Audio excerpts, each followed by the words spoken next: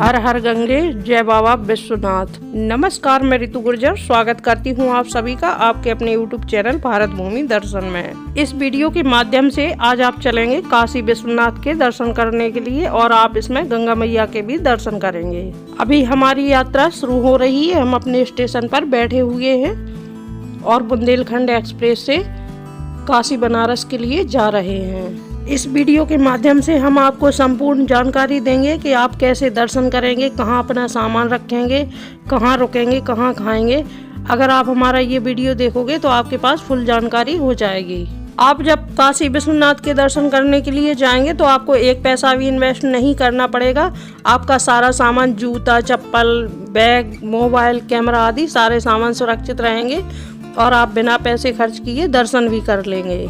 अब हमारी ट्रेन इलाहाबाद पहुंच चुकी है। वैसे विश्वनाथ मंदिर जाने के कई सारे रास्ते हैं, हम बहुत सारे रास्तों से होकर विश्वनाथ मंदिर में पहुंच सकते हैं, लेकिन इस वीडियो में आज मैं आपको बताऊंगी जो मोदी जी ने जो कॉरिडोर बनवाया है उस कॉरिडोर के माध्यम से, गंगा द्वार के माध्यम से हम कैसे विश्वनाथ मंदिर में दर्शन करने के लिए जाएंगे और हमारा मोबाइल मंदिर परिसर के बाहर तक पहुंच जाएगा और हम वीडियो बना सकेंगे। सबसे पहले हम यहाँ गंगा मैया के दर्शन करेंगे। अब हमारी ट्रेन प्रयाग जंक्शन से गुजर रही है। कॉरिडोर के ही अंदर आपके लिए फ्री में लॉकर सुविधा है, वहाँ पर आप अपना कीमती सामान रख सकते हैं और वहीं नीचे आप अपना बैग रख सकते हैं, वहीं बाहर चप्पल रख सकते हैं। आपके सामान को कहीं कोई नहीं उठाएगा, आपका सामान सुरक्षित रहेगा। आप दर्शन करने के बाद अपना सामान ले सकते हैं और सुरक्षित अपने साथ ले जा सकते हैं। आपको और कहीं भी रखने की कोई ज़रूरत नहीं पड़ेगी। अगर आप भोजन भी निःशुल्क करना चाहते हैं तो मंदिर की तरफ से ही अन्नपूर्णा रसोई संचालित की जाती है, जिसमें शुद्ध शाकाहारी और शुद्ध घी से बना हुआ भोजन बहुत ही स्वादिष्ट मिलता है, जो दिन में 11 बजे से शुरू होकर शाम को 5 बजे तक चलती है। आप वहां पर भोजन कर सकते हैं। हमारा स्टेशन आने वाला है।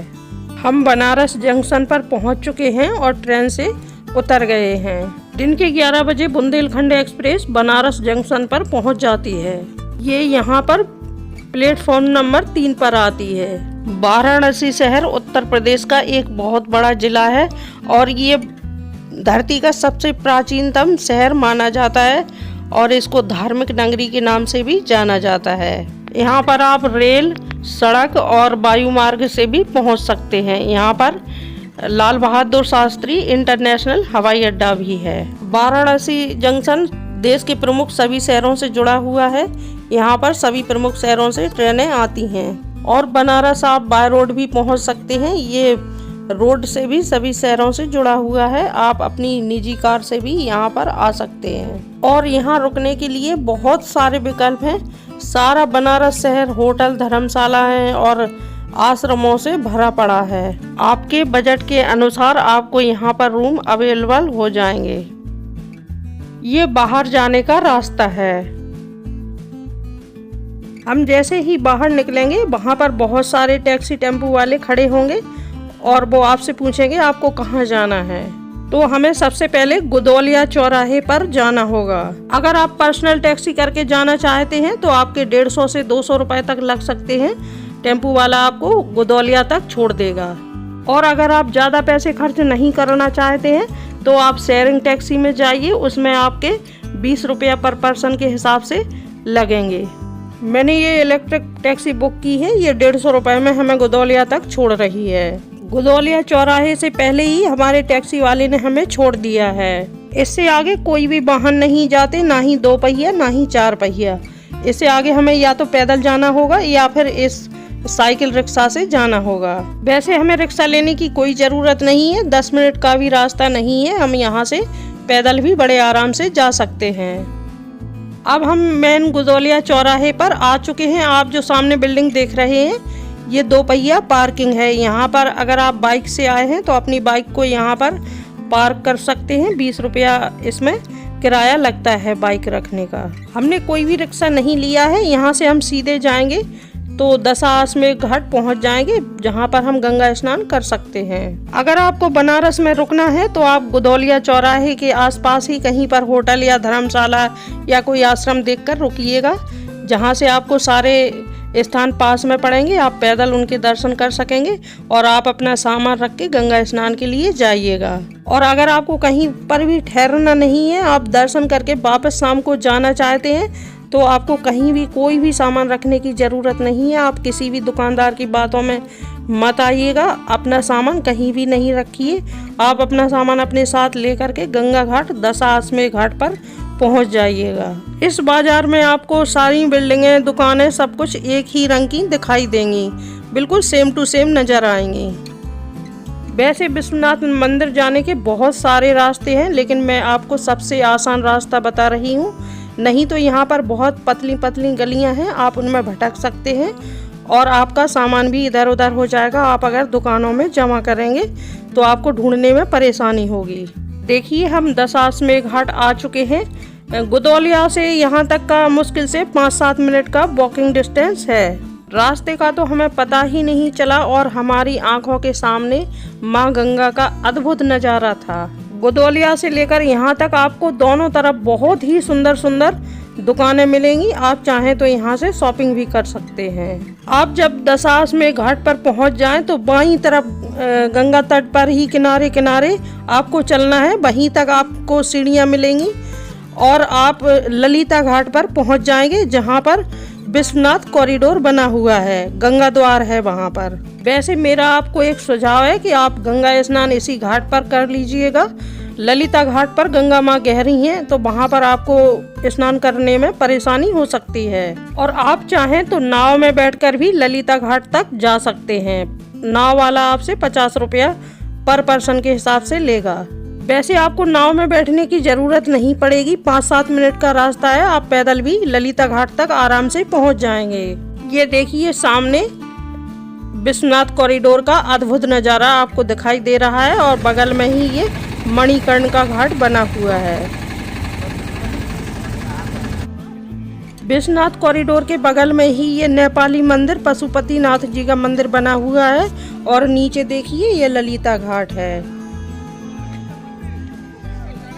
थोड़ा सा आगे आप गौर से देखिएगा, सामने जो एक खम्मा दिख रहा है और नीली टंकी बनी हुई है, वहीं पर दशाश्वमेध घाट है, ज़्यादा दूरी नहीं है। ये देखिए, हम विश्वनाथ कॉरिडोर के गंगा द्वार पर आ चुके हैं। हमारा एक भी पैसा खर्च नहीं हुआ, हमें कहीं भी सामान नहीं रखना पड़ा और हम सीधे यहाँ तक आ पहुँचे हैं। ये सामने माँ गंगा का अद्भुत नज़ारा है। आप यहाँ पर स्नान कर सकते हैं, आचमन कर सकते हैं या यहाँ पर कुछ पल बैठकर बिता सकते हैं और माँ गंगा को निहार सकते हैं।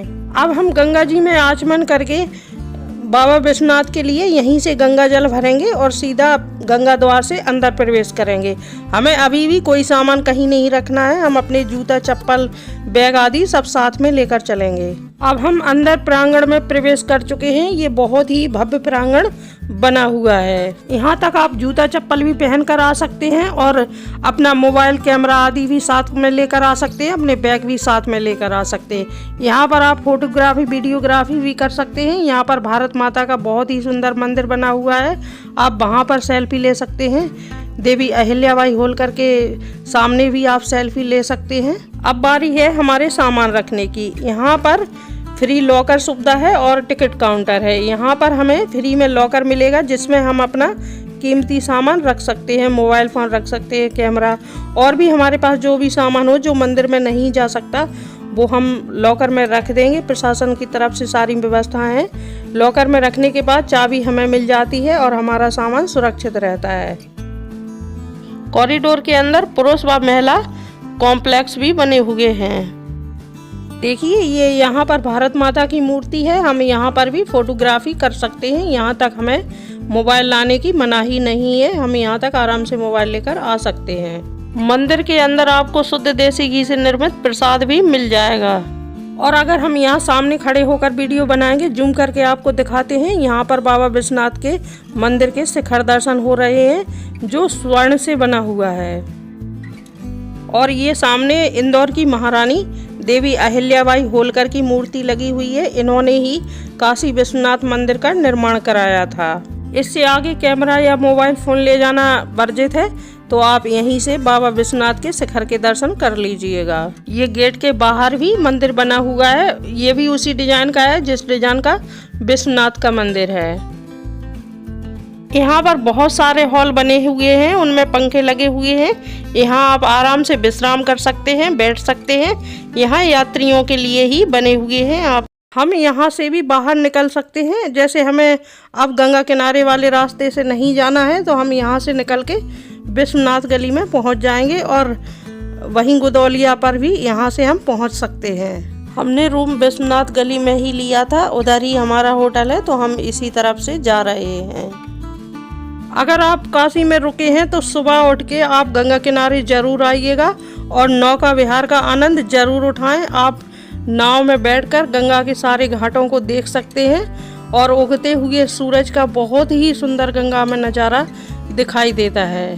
नौका विहार का एक हम सेपरेट वीडियो बनाकर अपने इसी चैनल पर डालेंगे, आप उसको भी ज़रूर देखिएगा। उसमें हम आपको सारी जानकारी देंगे। अगर आप बनारस में रुक रहे हैं तो शाम को दशाश्वमेध घाट पर माँ गंगा की आरती में ज़रूर शामिल होइए, जो शाम को 6 बजे होती है।